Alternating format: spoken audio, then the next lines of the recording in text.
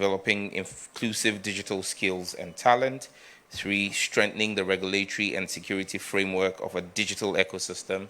And 4, enabling innovation, entrepreneurship, and the growth of a robust technology sector. From January to July 2025, the Ministry has made substantial progress across all 4 areas, in line with His Excellency the President's reset agenda and pre-election commitments. Now, I'll go into our strategic priorities and the milestones that we have achieved. The first will be the 1 Million Coders Program, which was duly launched.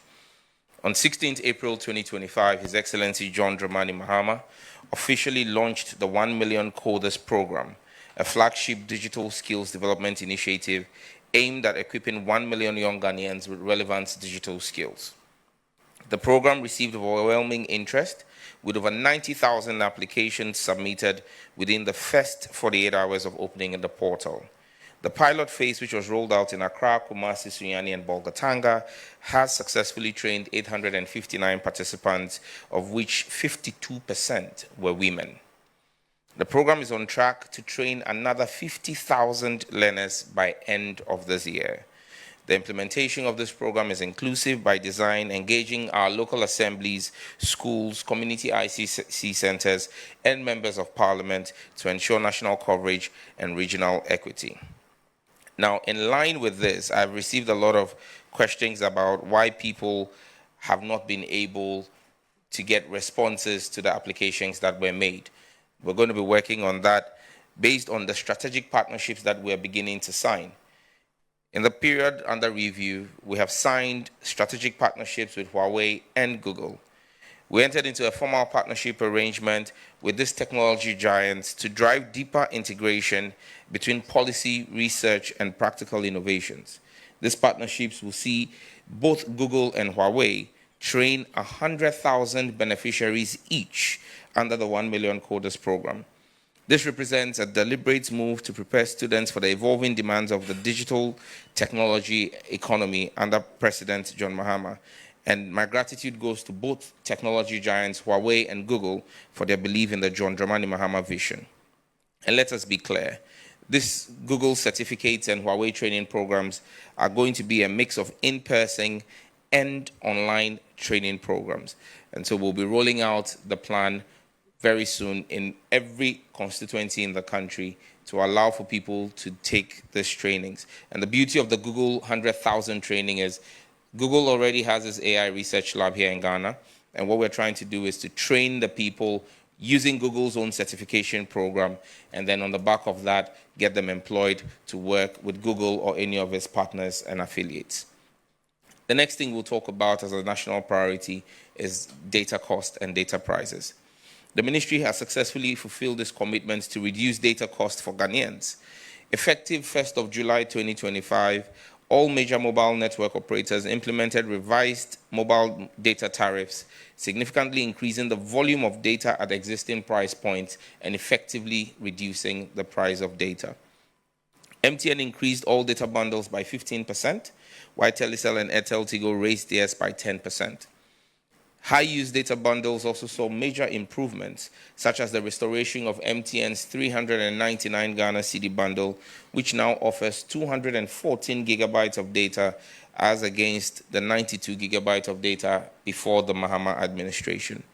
These changes were the result of a comprehensive reform package introduced in the first quarter of this year, which included a national spectrum review, a revised licensing condition tied to pricing commitments, and direct regulatory engagement with the MNOs. Additionally, the 3 leading operators have committed to invest a combined $150 million in their networks by the end of the year to improve quality of service and reliability. And let me make the point here that we are very well aware of the challenges of the networks relative to quality of service. And as I indicated in my last press briefing, we've given them the third quarter to implement and utilize the spectrum that has been made available to them. And subsequent to that, in Q4, we will begin rigorous enforcement of quality of service. We will not hesitate as a ministry to give policy direction to the regulator, the NCA, to impose very hefty fines on companies or mobile network operators who fail to meet their quality of service obligations. I would also segue here into the issue of that has become topical of data and data running faster and disappearing. Let me be clear. My fidelity and that of the ministry and the government of President Mahama is to the Ghanaian people. Our interest is the best interest of the Ghanaian people. However, these are technical issues that we would only be able to act on the basis of evidence and not sentiments. I have seen a number of complaints on social media, and I've set up a specialized task force at the NCA and at all the mobile network operators to deal with these complaints. Let me state on the record, every single one of the complaints that have been referred to the team have been investigated, and all of them have proven that it is user settings and user behaviors that have affected the use of their data, and that there has been no price tampering. Let me reiterate, I will not hesitate to deal decisively as minister with any telecom company that falters or alters the pricing that is approved by the NCA. But unless there is evidence of same, you cannot punish somebody just because people are making a claim that is not backed by the evidence. And I can show to the media today evidence, maybe in the Q&A, of some of these instances. In fact, the last one that was dealt with, that I got a report on this morning, the individual complained. I asked the NCA to reach out to him. For 48 hours, he did not respond. So I had to go back on X and retweet at him and say that we've been trying to reach out to you. When we did the investigation, it turned out that he actually handed his own device over to somebody. And when they did the record, they realized that the person used it to watch and stream videos. And that's how come the data he was expecting to keep. And I have evidence of this. I mean, and some of them, we've actually urged some of them to come out and do public sensitization. I'm sure you all saw the one by Mr. DKB when he complained about his data, and subsequently he realized that it was from his own user behavior. But like I said, we will continue to deal with every single one that comes our way. The third thing we've done is comprehensive ICT legal reform. The ministry has completed a thorough internal review of all existing ICT laws, regulations, and policies. As a result, 15 new pieces of legislation are being drafted as we speak. These include amendments to the Data Protection Act, the new cybersecurity regulations, the Ghana Innovation and Startup Bill, and frameworks for artificial intelligence, digital trade, platform governance, and cloud services. I dare say that at no point in time in the history of our country has any ministry worked on 15 new pieces of legislation at the same time. But that's what we're doing, because when we say there is a reset for the 24-hour economy, this is the digital reset to put Ghana in preparedness to roll out President John Dramani Mahama's 24-hour economy. This legal overhaul is designed to modernize Ghana's ICT regulatory architecture in line with global standards and preserving national interest and inclusivity. The Ghana Startup Bill has undergone both national and regional stakeholder consultations and is now in the final legal drafting phase. This law will provide clarity legally for startups, tax exemptions, incentives, and a streamlined compliance framework for innovation-led firms. In line with the ministry's vision of establishing an enabling legislative framework to foster a competitive, investor-ready digital economy, Ghana has been chosen to host the 2025 Global Entrepreneurship Festival, slated for November this year, which will bring in over 100,000 innovators and venture capitalists into the country for a 3-day event holding here in Accra to invest in local startups. 4, Ghana's National AI Strategy and Digital Transformation Blueprint. The Ministry of Communications has led the drafting of Ghana's National Artificial Intelligence Strategy. This draft strategy, which has been co-created through high-level consultations with stakeholders, including the British High Commission, UNESCO, the Kwame Nkrumah University of Science and Technology's Responsible AI Lab, and GIZ, and the UNDP, has led to a strategy document which has completed legal reviews and is scheduled for cabinet presentation this quarter. Parallel to this, we have continued in May to launch the National Digital Transformation and Emerging Technology Strategy. This document sets out a roadmap for ethical and sovereign integration of emerging technologies, particularly artificial intelligence, across sectors such as agriculture, healthcare, logistics, financial inclusion, and education. This strategy reinforces Ghana's commitment to inclusive, right-based digital development. At the ministry, we have taken action aimed at reform, integrity, and oversight. Because like I stated in my first accountability report, we believe that the Operation Recover All Loot initiative of His Excellency the President is multi-sectoral. And so at our ministry, we have decided to embark on that. First, and reporting on under that will be the Kelny GVG contract. Following concerns about the cost effectiveness of the Kelny GVG revenue monitoring contract, the ministry referred the matter to the Attorney General's Department for review. We have noted that the value of money paid to Kelny GVG has increasingly increased as a percentage of revenue, rising from 28% to 84% in October 2024. I have directed a renegotiation of the terms of the Kelny GVG contract for the remainder of the contract pending the Attorney General's advice, and we have also made the decision not to extend the contract beyond its current terminal date. Smart Infraco and compliance enforcement. You remember and recall that in my first brief to the country, I indicated that we had realized that a private company, Smart Infraco, had 100% access to the National Data Center, and the National IT Agency did not have any access. I immediately directed that should be rectified, and as we speak, NITA has 95% access and root access to the National Data Center and all of our infrastructure. Smart Infraco has also failed to honor multiple financial obligations under the agreements that they have with the ministry, including an upfront payment of $2 million and annual payments of $1 million. I have directed enforcement and compliance of those terms immediately. Efforts are underway now to compel full payment of arrears, else we would take advice from the legal counsel to terminate that contract in order to protect the public interest. NGIC and 5G.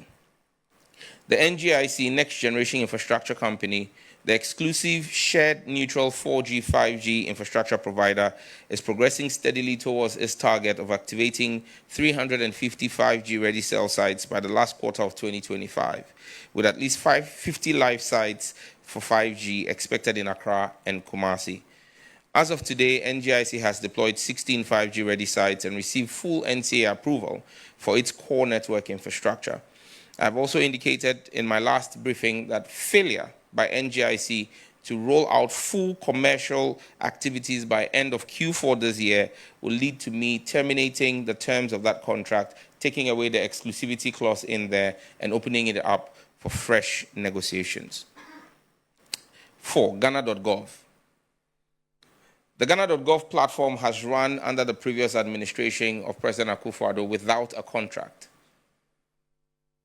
Millions of Ghana cedis, in fact, hundreds, tens of millions of Ghana cedis were paid every month to companies without a contract. We have put an end and a stop to that. Since President Mahama came into office, not a pesewa has been paid on that because we cannot keep paying for a project that has no contract. The ministry has redesigned the project. We're going to launch it in Q4 of this year, working closely with the Ministry of Finance. We're currently at the Public Procurement Authority seeking clearance to proceed with a public tender to ensure that the best value for money is achieved for the Ghanaian people. The redesigned site will feature faster access, full Ghana card integration, an intuitive, streamlined interface tailored for both individuals and businesses, and will harmonize all of government's payment gateways and platforms into one portal. 5. Operation Recover All Loot Oral, specific to broadcasting frequency audit. As part of the government's oral initiative, the ministry directed the NCA to conduct a comprehensive audit of broadcasting frequencies. The first phase of the audit revealed multiple regulatory infractions with a total estimated tax penalty of 9.5 million Ghana cedis. Several stations have already been shut down for non-compliance. The ministry remains committed to reclaiming state assets and ensuring that frequencies are allocated transparently and in accordance with law.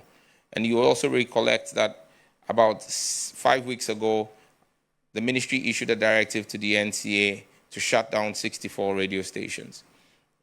The President, His Excellency John Dramani Mahama, intervened and requested for amnesty, which we granted a 30-day amnesty. Let me state that of the 64 radio stations, 58 of them have written to the NCA and started the process of regularizing their paperwork. However, you would recall that I indicated that the total number of radio stations in default was 210. The 64 was just one phase. We expect that the public sensitization with the first batch of 64 would have compelled the others to have taken steps to rectify their anomaly. For all those who have failed to take any step, there will be no further public announcement on it. There simply will be enforcement in order of protecting the public resource. 6, girls in ICT. The ministry has scaled the 2025 Girls in ICT initiative across the Volta region, Upper East region, and Upper West region as part of efforts to close the gender gap in digital skills. In June this year, 1,000 girls from 18 districts in the Volta region completed a 3-week practical training program covering web development, game animation, cybersecurity, and coding, equipping them with relevant tools for Ghana's future digital economy. The Girls in ICT initiative reinforces our inclusive digital transformation agenda by investing in the next generation of female tech leaders and ensures that digital opportunity is genuinely national. And let me once again remind you that this initiative was an initiative that started under President John Evans Atta Mills and Vice President John Dramani Mahama in 2012. Now, on consumer and public interest protection efforts, I'll start with PayPal. The ministry has formally reopened engagements with PayPal to restore full access to its service for Ghanaian users. As of June 2025, PayPal's regional government relations team has issued Ghana a compliance roadmap outlining the technical, regulatory, and financial standards required for whitelist reinstatement. The ministry is working closely with the Bank of Ghana and other key stakeholders to fulfill these conditions and to ensure PayPal also meets the necessary requirements to operate in Ghana.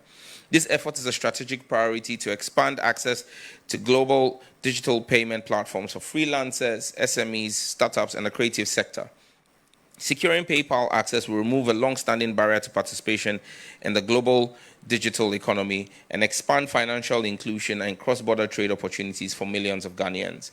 We're working closely with the governor of the Bank of Ghana to ensure that PayPal is given access to our economy and our digital space. However, we'll insist that PayPal will comply with the regulations of the Bank of Ghana. 2, TikTok.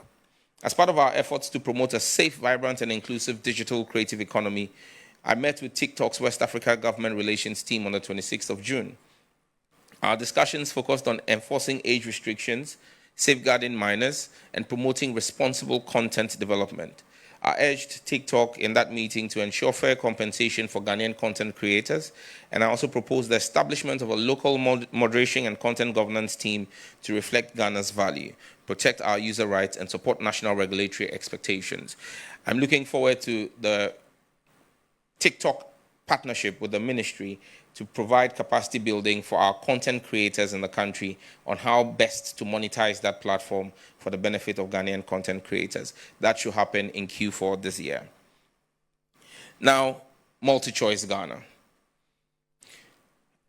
I made the announcement that I had directed MultiChoice to be present at the ministry for a meeting.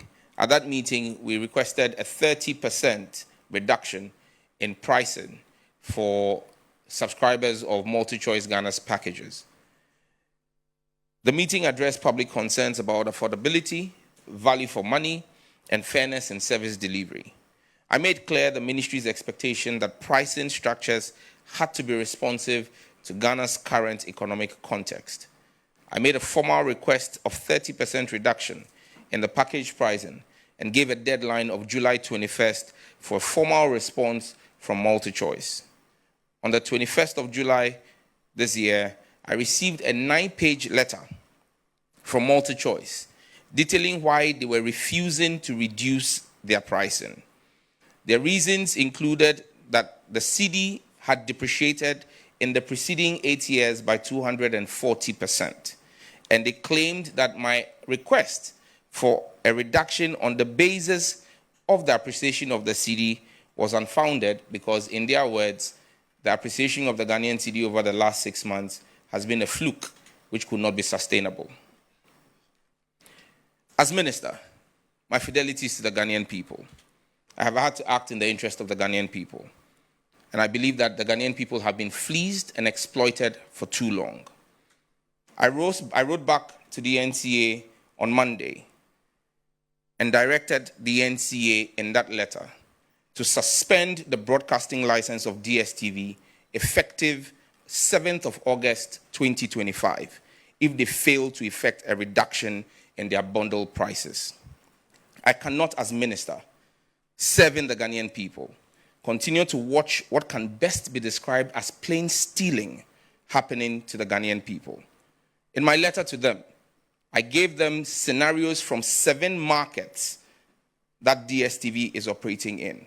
The same content in the premium bouquet that is offered to Ghanaians for $83 equivalent is offered to Nigerians for $29 equivalent. How can anyone explain this price disparity to me? Enough of the mistreatment of the Ghanaian consumer.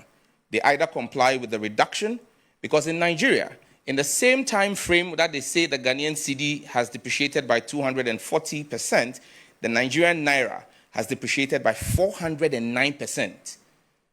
If Nigerians are paying equivalent of $29, DSTV must charge same here in Ghana, or we will suspend their broadcasting license effective 7th of August 2025.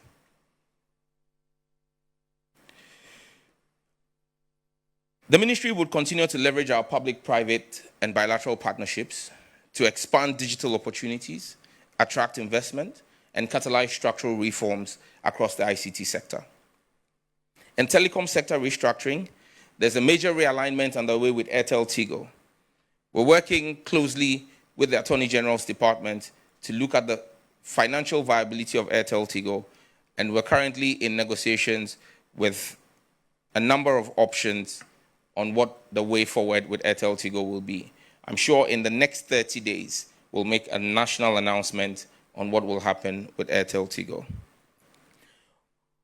On youth and skills development, apart from the strategic partnerships that we have signed with Huawei and Google, we have also signed strategic partnerships with MTN and Telecel, 2 telecom operators in the country, to train and help co-develop Ghana's National Artificial Intelligence Innovation Center.